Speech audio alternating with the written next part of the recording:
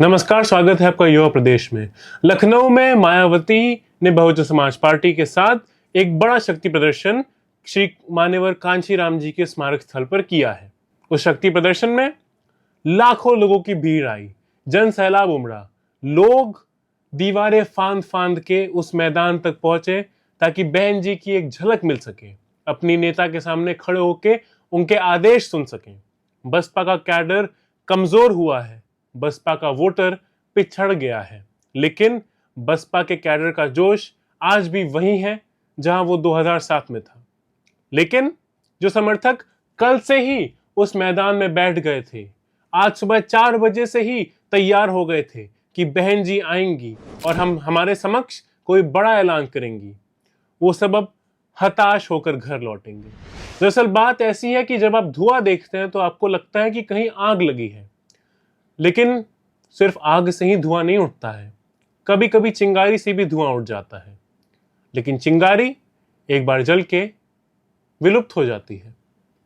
Bahujan Samaj party की कहानी भी एक बार फिर से यहीं पर आके अटक गई है। एक तरफ मजबूत कैडर जो बहन जी के लिए जान देने तक को तैयार है, और दूसरी तरफ बहन जी जो उत्तर प्रदेश में भारतीय जनता पार्टी का मुकाबला करने के लिए हिम्मत जुटा ही नहीं पा रही है। मैं इतने कठोर शब्दों का इस्तेमाल इसलिए कर रहा हूं क्योंकि पिछले 2 दिन से मैं भी वहीं मान्यवर कांशीराम जी के स्मारक स्थल पर मौजूद था।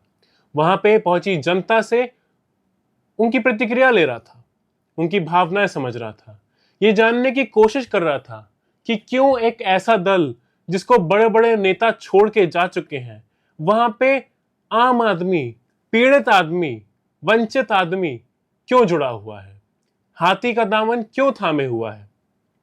और जवाब मुझे यही मिला कि जिस बहन जी ने हमारे लिए इतना किया, आज उनके बुरे समय में हमारी ड्यूटी है कि हम अपने नेता के साथ खड़े रहें, कि हम बहुजन आंदोलन के साथ खड़े रहें, क्योंकि बहन जी ने ही हमें रहने का, खाने का, पहनने का साधन दिया है।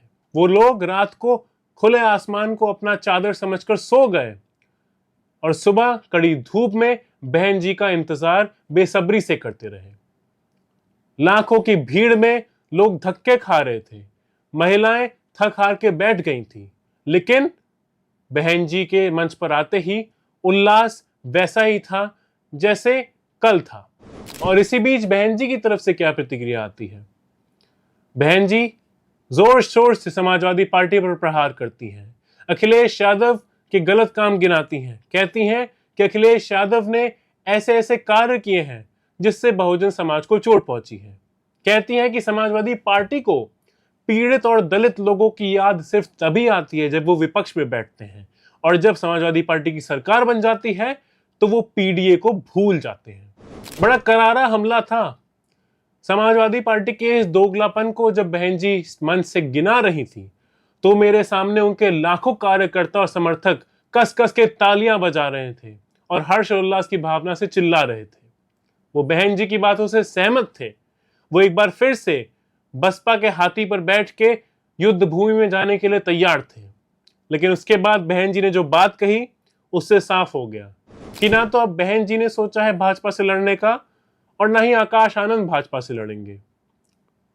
उनका एक ही काम है, समाजवादी पार्टी को कमजोर करो, कांग्रेस पार्टी को कमजोर करो और भारतीय जनता पार्टी को एक तरफा राज्य करने दो उत्तर प्रदेश पर। बहन जी ने उसी मंच से योगी आदित्यनाथ की तारीफ कर दी। बड़ा दुर्लभ दृश्य था।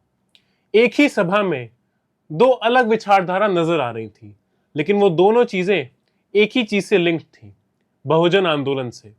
वहां पहुंचे कार्यकर्ताओं का मैं कल से इंटरव्यू कर रहा हूं और उन सबके मुंह पर एक ही बात है कि वो योगी सरकार से खुश नहीं है, योगी सरकार की कानून व्यवस्था से खुश नहीं है। उनकी ये मान्यता है कि उत्तर प्रदेश में इस समय सिर्फ एक ही समुदाय का काम हो रहा है और वो है ठाकुर समुदाय।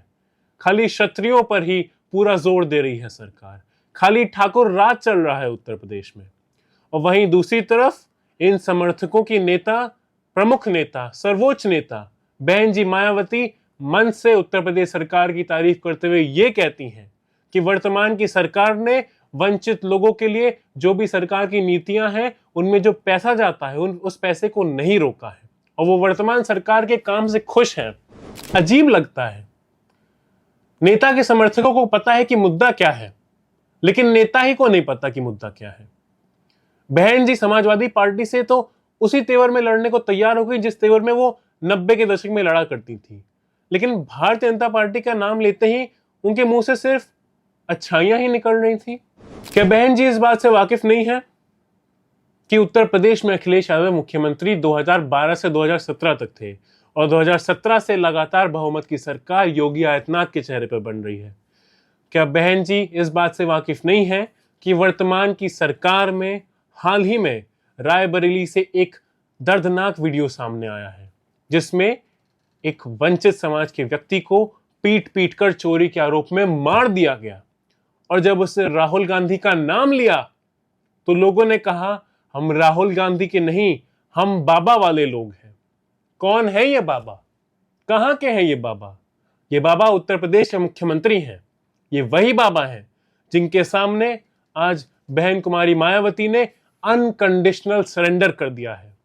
एक आखिरी बार बहन जी ने बसपा के इतने सारे कार्यकर्ताओं को एकजुट किया ताकि वो उन्हें यह संदेश दे सके कि भारतीय जनता पार्टी के सामने हथियार डाल दो और समाजवादी पार्टी के सामने हथियार पकड़ लो। ये एक तरफा राजनीति से ना तो उत्तर प्रदेश के बहुजन समाज को बेहतर बनाया जा सकता है और ना ही उत्तर प्रदेश की राजनीति में कोई नई पहल की जा सकती है। ये वही बहन जी हैं जिन्होंने मान्यवर कांशीराम जी के साथ जमीन पर खड़े होकर धरातल पर मेहनत करके चुनाव पे चुनाव लड़के बहुजन समाज को खड़ा किया था, बहुजन समाज को आंदोलित किया था, और उसी बहुजन समाज पार्टी ने अपने दम पर बहुमत की सरकार उत्तर प्रदेश में बनाई थी। आज वही बहुजन समाज पार्टी की नेता जिन्हें आयरन लेडी कहा जाता था, जिनके मुख्यमंत्री बनने पर मुझे याद है प्रधानमंत्री नरसिम्हा राव ने कहा था कि यह लोकतंत्र का एक चमत्कार है कि एक दलित समुदाय की महिला आज देश के सबसे बड़े राज्य की मुख्यमंत्री है। आज वही महिला उत्तर प्रदेश की भारतीय जनता पार्टी को चुनौती देने से डगमगा रही है।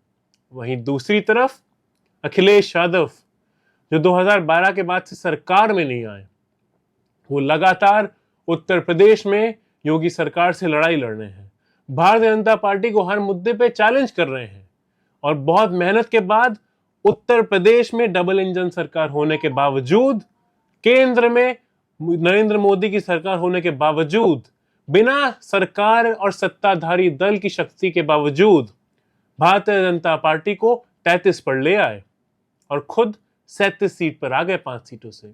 यह अखिलेश यादव की अच्छाई करने की बात नहीं है। बात यह है कि जो दृश्य मैंने आज देखा, उसके बाद जो बहन जी की प्रतिक्रिया आई, उससे मैं भी हताश हो गया।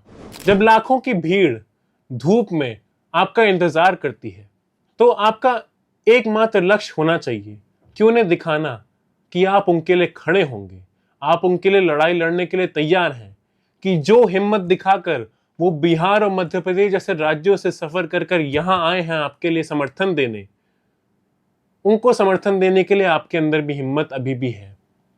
लेकिन वो हिम्मत आज बहन जी ने उस तौर से नहीं दिखाई जिस तरीके से उनका कैडर चाहता था। उनकी प्रतिक्रिया के बाद मेरी बहुत से लोगों से बात हुई जिन्होंने कहा कि आज वो चाहते थे कि मंच पर चंद्रशेखर रावण भी हो। उन्होंने कहा ज्यादातर बहुजन समाज पार्टी के युवा कार्यकर्ताओं ने मुझको यह भी बताया कि हमें जागरूक चंद्रशेखर रावण ने किया है। आकाश आनंद तो अभी आए हैं, आकाश आनंद को आज हमने पहली बार जिंदगी में देखा है। हमें जागृत करने का काम चंद्रशेखर रावण ने किया है और हम चाहते हैं कि बसपा के मंच पे चंद्रशेखर रावण भी आए और बहुजन आंदोलन मजबूत हो। जहां एक तरफ बसपा का शक्ति प्रदर्शन था, वहीं दूसरी तरफ अखिलेश यादव समाजवादी पार्टी के कद्दावर नेता और संस्थापक नेता आजम खान को मनाने रामपुर गए हुए थे।